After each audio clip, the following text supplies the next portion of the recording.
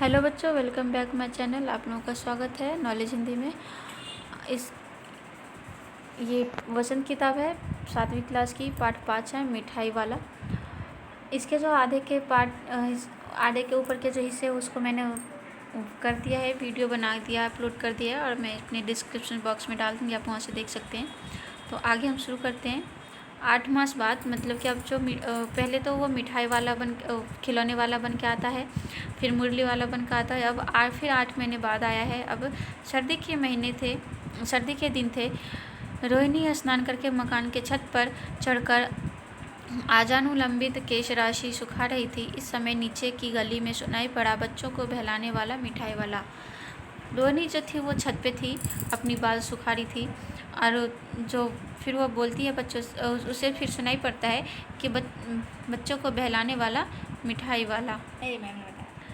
मिठाई वाले का स्वर उसके लिए परिचित था। अब जो मिठाई वाले का स्वर उसे पहले से ही याद था, क्योंकि वो मुरली वाले का स्वर जो है वो जब वो मुरली बेचने आया था तो बहुत ध्यान से सुन रही थी, तो उसे वो पहले से ही याद था। तो वो कहते मिठाई वाले का स्वर उसके लिए परिचित था, मतलब जाना पहचाना स्वर था। झट से रोहिणी नीचे उतर आई। अब रोहिणी क्या करी, नीचे छत से नीचे आ गई। उस समय उसके पति मकान में नहीं थे। हाँ, उनकी वृद्धा दादी थी। रोहिणी उनके निकट आ बोली, दादी, चुन्नू मुन्नू के लिए मिठाई लेनी है, जरा कमरे में चलकर ठहराओ। मैं इधर कैसे आऊँ, कोई आता न हो। जरा हटकर मैं भी चिक की ओर बैठी रहूँगी। उसके पति जो थे रोहिणी के, वो अभी घर में नहीं थे, लेकिन जो उनकी दादी थी, बूढ़ी दादी थी, वो थी। तो रोहिणी अपने दादी के पास आकर बोली कि चुन्नू मुन्नू के लिए जो है मिठाई लेनी है, आप ज़रा कमरे में चलकर ठहरो, मतलब बैठो। मैं उधर कैसे जाऊँ, कोई आता नहीं है, और ज़रा हट के मैं भी चिक ओढ़ करके बैठी रहूँगी। दादी उठकर कमरे में आकर बोली, ए मिठाई वाले, इधर आना। अब दादी कमरे में आकर वहीं से अंदर से ही बोलते हैं, मिठाई वाले इधर आना। मिठाई वाले निकट आया, बोला, कितनी मिठाई दूँ माँ? ये नए तरह की मिठाइयाँ हैं, रंग बिरंगी, कुछ कुछ खट्टी, कुछ कुछ मीठी, जायकेदार, बड़ी देर तक मुंह में टिकती है, जल्दी नहीं घुलती। बच्चे बड़े चाव से चूसते हैं। इन गुणों के सिवा ये खांसी भी दूर करती है। कितनी दूँ? चपटी गोल पहलदार गोलियां हैं, ये पैसे की 16 देता हूँ। वो जब मिठाई वाले को बुलाती है तो वो आता है मिठाई वाले और बोलता है कि कितनी मिठाई दूँ माँ? नए नए तरह की गोलियाँ हैं, रंग बिरंगी गोलियाँ, कुछ खट्टी है, मीठी है, जायकेदार है, और जो मुंह में जाकर जल्दी घुलती भी नहीं है। बच्चे इसे बड़े चाव से चूसते हैं, और इसके अलावा गुण ये भी है कि खांसी को ये दूर कर देती है। चटपटी गोलियाँ हैं, जो कि चपटी गोली है, गोल है, पहलदार है। पैसे की 16 देता हूँ, मतलब 1 पैसे में 16।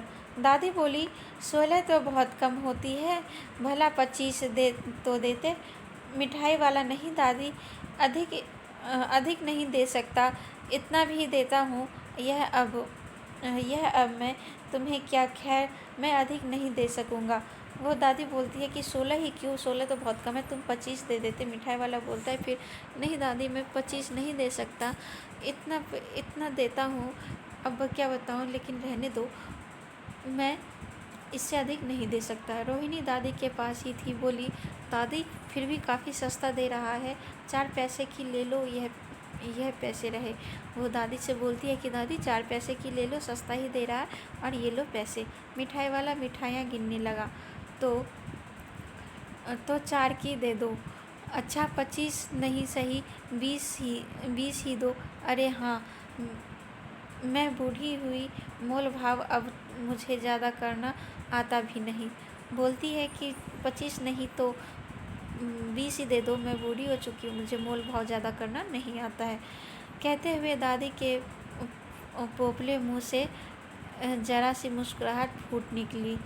रोहिणी ने दादी से कहा, दादी, इससे पूछो, तुम इस शहर में और कभी भी आए थे या पहली बार आए हो?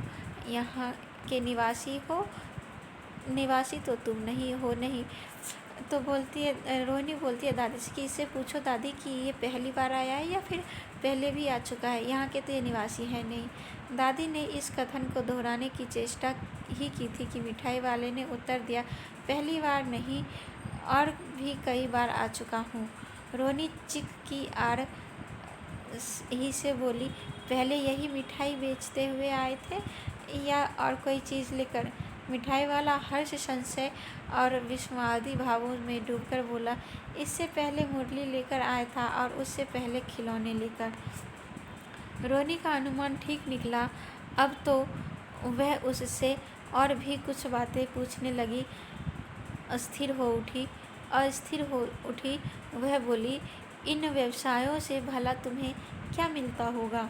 वह बोला, मिलता भला क्या है, यही खाने भर को मिल जाता है, कभी नहीं भी मिलता है, पर हाँ, संतोष, धीरज और कभी कभी असीम सुख जरूर मिलता है, और यही मैं चाहता भी हूँ।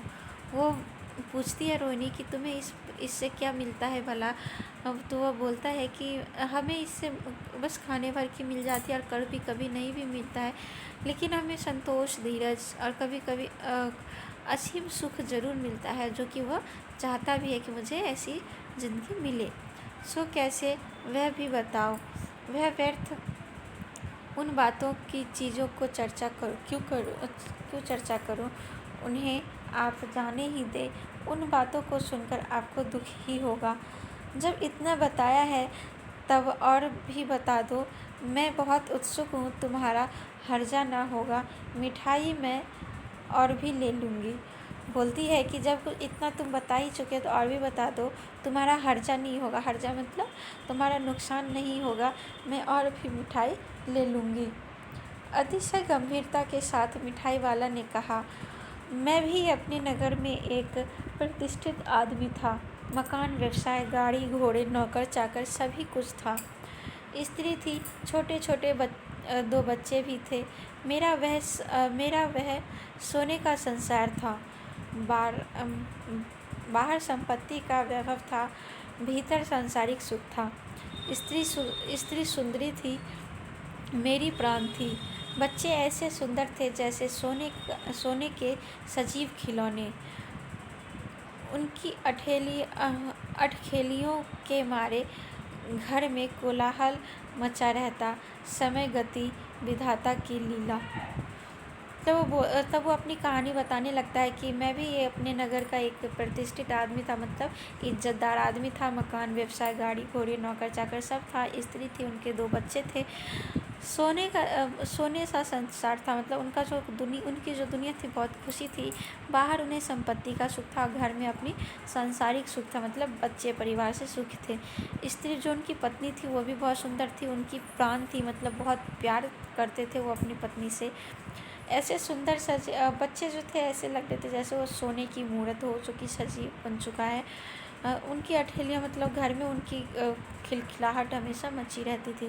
लेकिन कहते हैं समय की गति और विधाता की लीला, अब कोई नहीं है। अब क्या होता है, अब कोई नहीं बचा उनके पास। दादी, प्राण निकाले, इसलिए अपने उन बच्चों की खोज में निकला हूँ। वे सब अंत में होंगे तो यहीं कहीं, आखिर कहीं ना जन्मे ही होंगे। बोलते हैं दादी, प्राण निकले, इसीलिए अपने बच्चों की खोज में निकला हूँ। वे सब कहीं ना कहीं तो होंगे ही, मतलब किसी न किसी बच्चे के रूप में तो जन्मे जरूर ही होंगे। उस तरह रहता, घुल घुल कर मरता, इस तरह सुख संतोष के साथ मरूंगा। इस तरह के जीवन में कभी कभी अपने उन बच्चों की एक झलक सी मिल जाती है।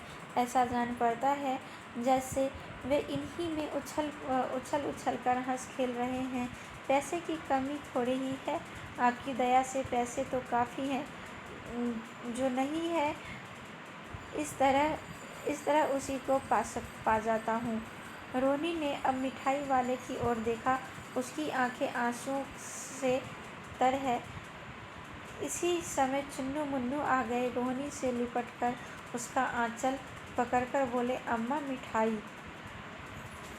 अब जब वो पूरी का वो बोलता है कि जो मैं इसी बच्चे में अपने बच्चे को ढूंढता हूँ, बस अपनी मेरे पास पैसे की कमी नहीं है, बस बस बच्चों के साथ उछल कूद करते हैं बच्चे, तो अपने ऐसा लगता है कि जैसे मैं अपने बच्चों के ही साथ खेल कूद रहा हूँ। उसी समय रोहिणी की आंखों में आंसू आ चुके थे, आंसू भर आया था। उसी समय चुन्नू मुन्नू आए, रोहिणी से लिपटकर आंचल पकड़कर बोले, अम्मा मिठाई मुझसे लो। यह कहकर तत्काल कागज़ की दो पुड़ियाँ मिठाइयों से भरी मिठाई वाले ने चुन्नू मुन्नू को दे दी। वो मिठाई क्या करते, कागज़ मिठाई वाले बोलता है कि यह लो मुझसे, और वो मिठाई जो है वो चुन्नू मुन्नू को दे देता है। रोहिणी ने भीतर से पैसे फेंक दिया। रोहिणी क्या करती है, भीतर से ही पैसे फेंक के दे देती है। मिठाई वाले ने पेटी उठाई और कहा, अब इस बार ये पैसे न लूँगा। बोलती है कि ये पैसे इस बार नहीं लूँगा। मिठाई वाली ने पेटी उठाई और कहा, अब ये पैसे न लूँगा। मिठाई वाले बोलता कि अब ये पैसे नहीं लूँगा। दादी बोले, अरे अरे नाना, अपने पैसे लिए जा भाई। तब तक आगे फिर सुनाई पड़ा उसी प्रकार का मादक मृदक स्वर में बच्चों को बहलाने वाला मिठाई वाला। वो पैसे वहाँ से नहीं लेता है और वो चला जाता है आगे, और वो दादी बोलती रह जाती है कि पैसे ले ले भाई, पैसे ले ले, लेकिन वो वहाँ से निकल जाता है। और वहाँ पे फिर अपनी स्वर में वो बोलता रहता है कि बच्चों को बहलाने वाला मिठाई वाला। तो बच्चों, ये आपको कैसी लगी वो ज़रूर बताएगा। इसमें हमें ये समझ में आता है कि हमें जो वो खो चुका होता है अपने बच्चों को, अपने परिवार को, तो वो बच्चों की खुशियाँ पाने के लिए वो दूसरे बच्चों को खुशी देता है, सस्ते में चीज़ें बेचता है ताकि बच्चे ले और उसे खुशी मिले उसे बच्चों का, और जिससे उसका पेट भी भर जाता है। तो ठीक है बच्चों, आपको कैसा लगा ज़रूर बताएगा। इसे लाइक और शेयर ज़रूर करिएगा। धन्यवाद।